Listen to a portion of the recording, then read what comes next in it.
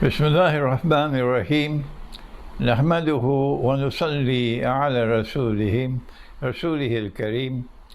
We greet you with Assalamu alaikum wa rahmatullahi wa barakatuh from my sitting room in my home here in the Caribbean island of Trinidad. And our title for this video is Imran Khan and the Future of Pakistan. You know Imran Khan, the former cricketer, the captain of the team, Pakistan cricket team, the fast bowler, the graduate of Oxford University, and he has the same name that I have, Imran, and the former Prime Minister of Pakistan, and a politician, a Pakistani politician for the last 20 years or more.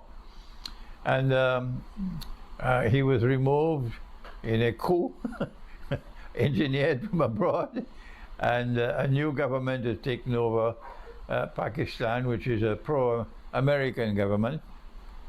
And so Pakistan is once again the American Republic of Pakistan. And I make no apologies for that statement of mine, referring to Pakistan in its present dispensation with the kind of leadership they have in their armed forces, who are openly pro-West, and a government which is now pro-West, installed, of course, by the United States. And I describe it as the American Republic of Pakistan. But it appears that the majority of the people of Pakistan are supporting Imran Khan.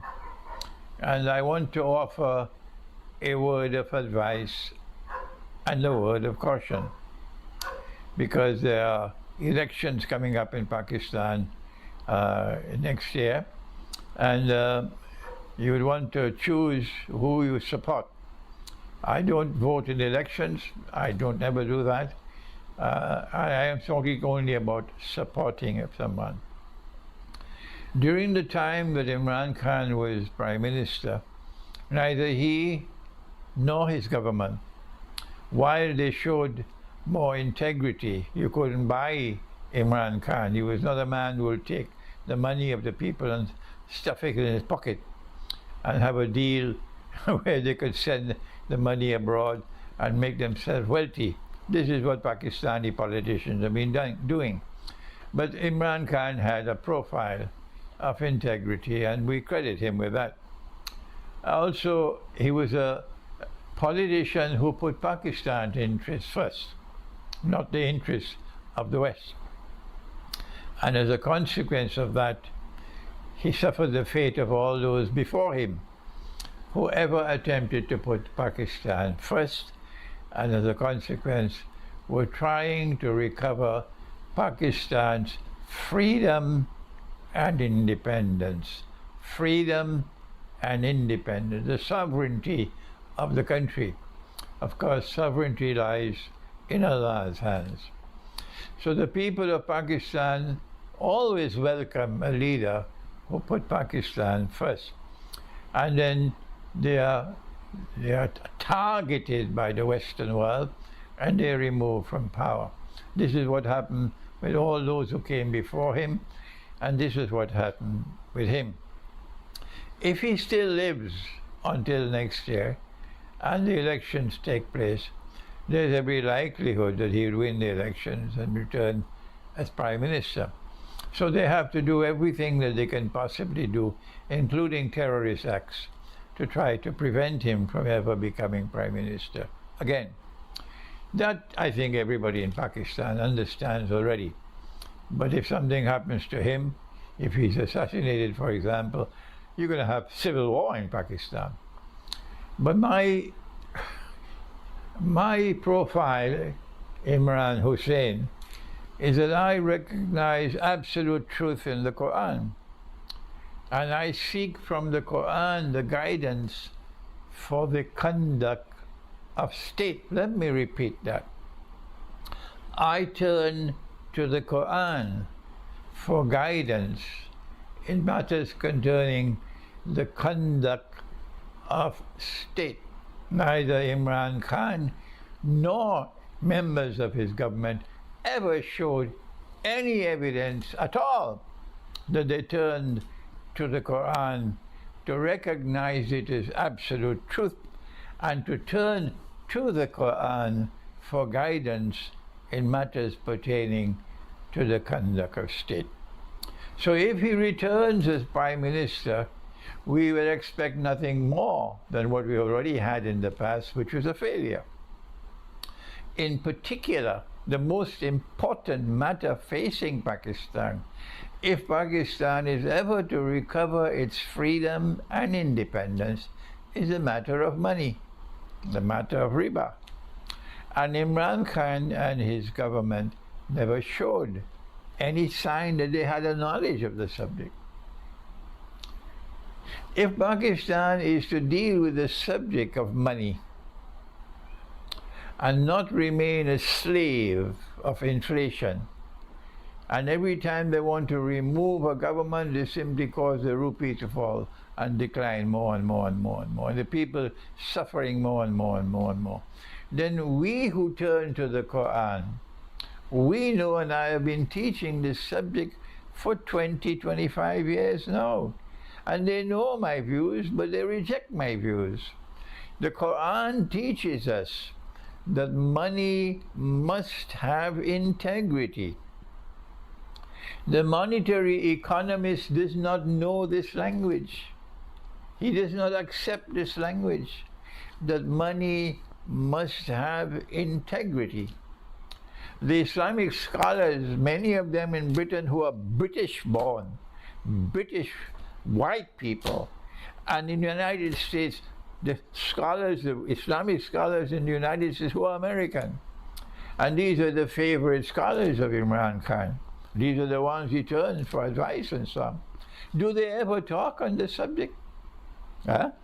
That the money we are now using has come from the West, has been created and designed by the West specifically for this purpose, to enslave you. They don't understand it, and they will never accept it because their primary loyalty is to the West. Let me speak out and call a spade a spade. Their primary loyalty is to the West. You need Islamic scholars whose loyalty is to the Quran, not to the West. And those whose loyalty is to the Quran would know that Allah in the Quran, Allah subhanahu wa ta'ala has spoken of dinar and dirham in the Quran, and a dinar is not made of paper. It's a gold coin. And a dirham is a silver coin. And this is money with intrinsic value that the monetary economist does not want to hear about. And I was in Pakistan for 5 months last year. Or was it this year? Last year. And Imran Khan and his government, they knew I was there. But Imran Hosein was not important to them. No. They never made any attempt to contact me. And I will never go knocking on the door of any prime minister or president. Never. And so I spent 5 months in Pakistan. The people benefited, but the government did not. And so I ask of you, I advise you, do not support Imran Khan and his party. Do not give your support to them. Not at all. If you're going to return to the same kind of government that you had before. Let them know. Tell them to their faces, if you want us to support you, you've got to turn to the Quran for guidance on the subject of money. And if you don't know the subject, if they never taught you the subject in all the universities where you got your PhDs, if all that you have about the Quran is peanuts in your head, then why don't you turn to those who can teach you? Yes? Your favorite scholars can't teach you. I can teach you, because I have been teaching the subject of Islam and the international monetary system for years and years and years. So unless Imran Khan and his party gives a pledge to the people of Pakistan that if we ever return to power, We pledge to make an effort to get dinar and dirham to be recognized as legal tender, meaning you can use it for buying and selling. The rupee will remain in the market, but in addition to the rupee, you will now also have the gold coin and the silver coin, the dinar and the dirham. If they ask, where are we going to get these coins from? Tell them that's what the market is for. When there's a demand, there'll be businessmen who will rush to ensure there's a supply. Don't you worry about that. They say, nobody else has done it so far. We say, are you sleeping or are you eating your biryani and going home? Don't you know what Zimbabwe did? Huh? Shame on the world of Islam. Shame on this ummah. That not one single Muslim country has done what Zimbabwe has done. To mint gold coins and declare them to be legal. Israel has done it. Several states in the United States has done it. But the Ummah of Muhammad ﷺ are scared like rabbits. So don't give him your support at all. Never mind what could happen. It's better to have a bad government that everybody despises than to have a government that you consider to be yours and that they're betraying the truth in the Quran. And so don't give your support to Imran Khan and his government, and his party, unless and until they give a pledge that they will they'll give a roadmap to bring dinar and dirham in the market as legal tender. And when that dinar and dirham comes into the market as legal tender, that will solve the problem of inflation, which is Dajjal's most dangerous weapon. Thank you. Wassalamu alaikum wa rahmatullahi wa barakatuh.